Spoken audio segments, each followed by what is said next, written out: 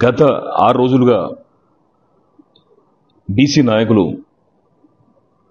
బత్తుల సిద్ధేశ్వర్ గారు, అదే రకంగా సోదరులు జక్కని సంజయ్, చాపర్తి కుమారస్వామి గాడ్గే గారు కాంగ్రెస్ ప్రభుత్వం కామారెడ్డి డిక్లరేషన్లో పేర్కొన్నటువంటి విధంగా 42% స్థానిక సంస్థల ఎన్నికలలో రిజర్వేషన్లు ఇవ్వడంతో పాటు త్వరితగతిన బీసీ కులగణన చేస్తామని చెప్పేసి హామీ ఇవ్వడం జరిగింది. మరి ఇటీవల వచ్చినటువంటి కొన్ని పేపర్ కథనాలు ఏంటంటే మరి మధ్య మార్గంగా నిర్ణయం తీసుకోవడానికి ప్రభుత్వం అనుకూలంగా ఉందని చెప్పేసి తెలియడంతో మా నాయకులు మరి బీసీలకు అన్యాయం జరుగుతుంది, క్షేత్రస్థాయిలో ఎమ్మెల్యే ఎంపీ పదవులు రాకపోయినా పర్వాలేదు, కనీసానికి సర్పంచ్, ఎంపీటీసీ, జెడ్పీటీసీ లాంటి స్థానాలకు కూడా మేము భాగ్యులం కాదా అనేటటువంటి ఆలోచనతోని ఏదైతే తీసుకున్నటువంటి నిర్ణయం ఈ ఆమరణ దీక్ష ఈరోజు 6వ తేదీకి చేరింది. మరి ఈరోజు కొన్ని విషయాలను మేము చాలా స్పష్టంగా తెలియజెప్పదలుచుకున్నాం.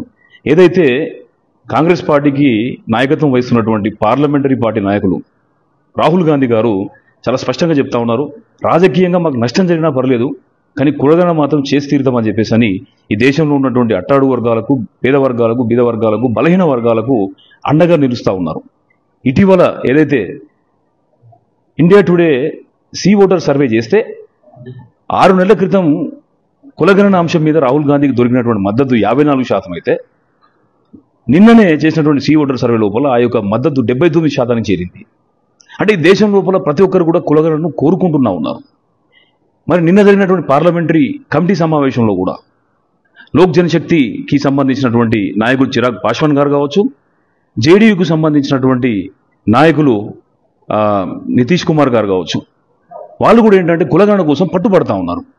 మరి ఇటువంటి సమయం లోపల స్వతహాగా కాంగ్రెస్ పార్టీ నష్టం జరిగినా కులగణన చేస్తా అని చెప్పి పేర్కొన్నా కూడా మరి కామారెడ్డి డిక్లరేషన్లో ఇచ్చినటువంటి హామీని నెరవేర్చడానికి ముఖ్యమంత్రి రేవంత్ రెడ్డి గారిని ఏ శక్తులు ఆపుతున్నాయో మాకు అర్థం కావట్లేదు. ఎందుకంటే ఈ రాష్ట్రం లోపల బీసీలకు న్యాయం జరుగుతున్న ఉద్దేశంతోనే కాంగ్రెస్ను బీసీలు అధికారంలోకి తీసుకుని రావడం జరిగింది. మరి ఈ విధంగా బీసీలు కాంగ్రెస్ వెనకాల ఉంటే మరి కాంగ్రెస్ కూడా వాళ్ళ పరిస్థితి, వాళ్ళ యొక్క ఆవేదనను అర్థం చేసుకొని అండగా నిలబడాల్సినటువంటి తరుణం లోపల ముఖ్యమంత్రి గారు ఎటువంటి నిర్ణయం తీసుకోకుండా దాన్ని మధ్య మార్గం అనడం అనేది సరైనటువంటి విషయం కాదు.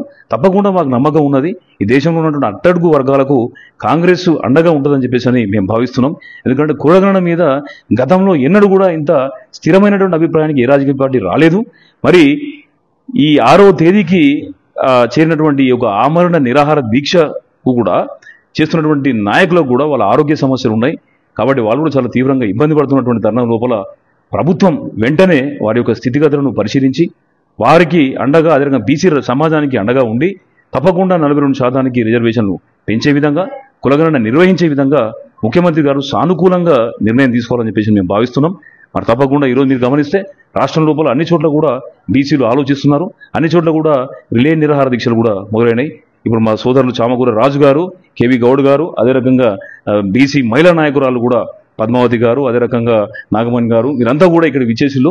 వీళ్ళందరూ కూడా కోరుకునేది ఏంటంటే ప్రభుత్వం బీసీల పక్షాన్ని నిలబడాలని చెప్పి కోరుకుంటాను. తప్పకుండా ప్రభుత్వం ఆ దిశగా అడుగులు వేయాలి. ఆ విధంగా బీసీల పక్షాన్ని నిలబడాలని, వీరి యొక్క దీక్షను నిర్వహించేటటువంటి విధంగా ప్రభుత్వం వెంటనే చొరవ తీసుకోవాలని చెప్పేసి మేము కోరుతున్నాం. ధన్యవాదాలు. దాసు సురేష్.